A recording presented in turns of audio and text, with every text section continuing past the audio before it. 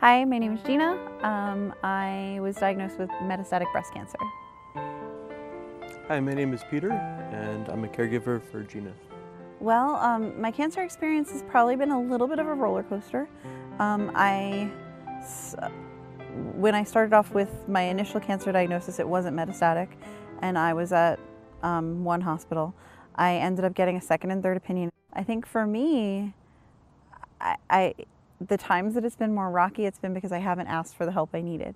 So now that as I'm learning and I'm asking for more help from my mental health care providers, my medical care providers, and from friends and family, it's gotten a lot easier. Going into this, my father had had cancer immediately and had passed away from cancer immediately before Jeana was diagnosed, maybe a year before.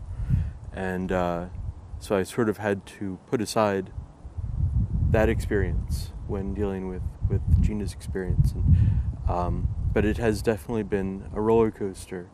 And you're constantly trying to figure out, where do we stand? What is the future going to hold for us?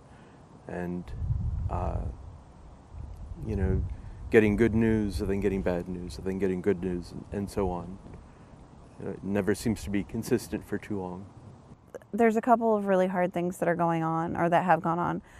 One was that my metastasis was initially to the bones, and my spine was compromised. So when I found out I was metastatic, unlike some people who find out they're metastatic and they just go under cancer treatment, I was under the concern that I would be paralyzed because my spine was compromised. So I'm very limited on the things I can do now, which is really hard. Because I used to be very physically active in a lot of ways, and I can't do any of that anymore. But I've found a good normal with that. Now I think my biggest stressor is finances and the cost of care.